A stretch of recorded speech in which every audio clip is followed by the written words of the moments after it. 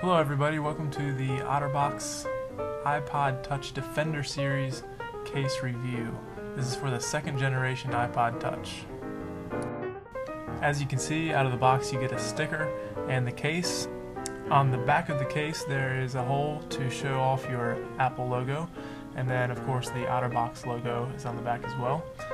On the bottom of the case there are silicone plugs that protect the sync and charge jack as well as your headphone jack while they're not in use.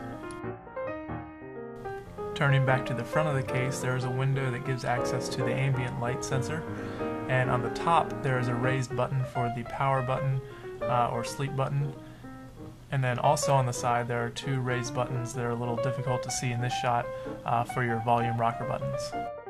There are three layers to the Defender case. The outside layer is a silicone skin that wraps around the polycarbonate shell. The skin is very durable, very flexible. It's held on very securely also by a couple of tabs that go along the side. Fits it very snugly. As you can see, it's flimsy but very durable and gives you extra grip on your iPod Touch without adding much bulk at all. The next layer is the high-impact polycarbonate skeleton. It's two pieces held securely together by a couple of tabs, and this is where your iPod sits. The third layer is a clear, thin membrane that helps protect your touchscreen, and this is the layer that actually drew me to this case because I wanted something that would protect the screen, but I didn't want to have to mess with the screen protectors that you have to peel on, peel off, try to get the bubbles out of and all that. Once the iPod is behind the membrane, the touchscreen is fully functional. I didn't really have any trouble navigating my iPod, hitting buttons, typing, or any of that. It worked perfectly through the membrane. It didn't seem to affect functionality whatsoever. I do have to warn you, it is a little difficult to take apart the polycarbonate shell the first couple times, but once you get the hang of it and once you know where to pull on the tabs, it comes apart. They snap back together very securely. You don't really have to worry about your iPod coming out. It's not going anywhere in this case. And once it's all together, you have a nice, secure shell for your iPod. Lastly, you simply stretch the silicone skin around the shell and make sure you have all the tabs secured. There are a couple on each side, and then there are two in the front at the bottom that have to be secured as well.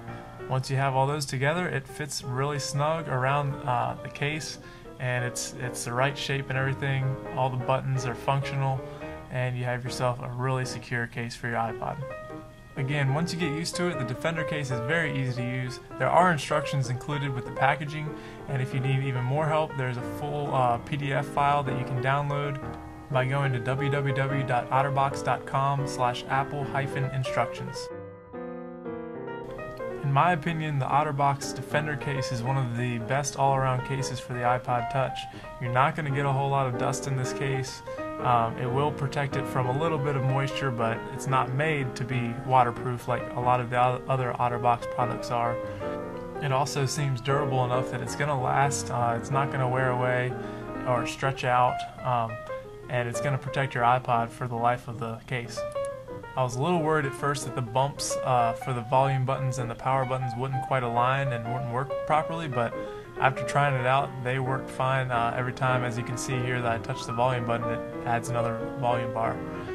And here I'm holding down the power button so I can power down my iPod. There is one place that's left unprotected on the back of the case where the Apple logo shines through. That's not protected by anything. There's no film covering that up.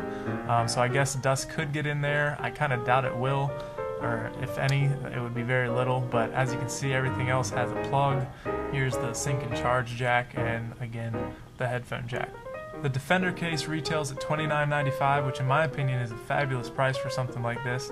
Again, you're not going to have to go out and buy another screen protector to put on this like you would most other silicone cases. It's got the triple layer of protection. It's not going to pick up scratches like a plastic case would. And if it would get dirty, all you have to do is take it off the iPod, and each piece is washable with a little mild soap and water. Thanks for watching. I hope you enjoyed the review for the Defender case for the iPod Touch made by Otterbox.